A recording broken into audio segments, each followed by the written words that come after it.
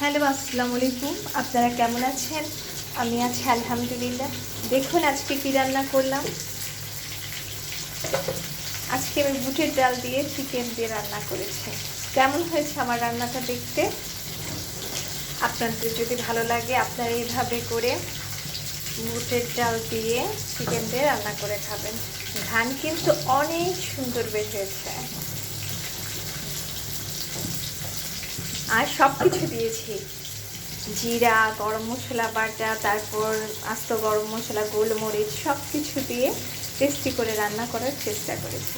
বাড়ির প্রত্যেকটা মানুষ যেন সুন্দরভাবে খেতে পারে, যদি সবার কাছে ভালো লাগে, এটাই আমার চেষ্টা।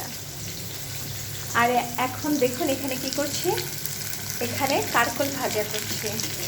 সেদিন একটু কারকল ভাজা করেছি, বাড়ির সবার ভালো লেগেছে, তাই ভাবলাম আর একটু বেশি করে করি। আর এতে একটা অঘটন ঘটে গেল। সেটা কি হলো, আমার হাতটা কেটে গেল। আমার হাতটা কেটে যাওয়ার পর কিছুক্ষণ আমি কাজ করতে পারিনি। তারপর একটু ব্যান্ডেজ করে তারপরে আবার কাজে চলে এলাম। সেটাই মেয়েদের সিস্টেম। কিছুই মনে করলাম না এই হাত কাটাটা, কারণ কাজ তো করতেই হবে।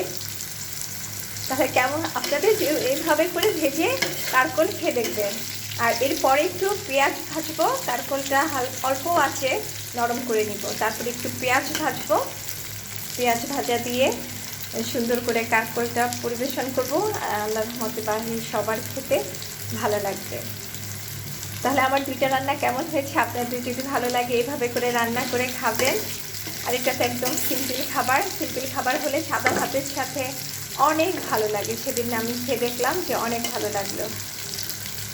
তাহলে সবাই ভালো থাকবেন, আমার জন্য দোয়া করবেন, আমিও যেন ভালো থাকি। আল্লাহ হাফেজ।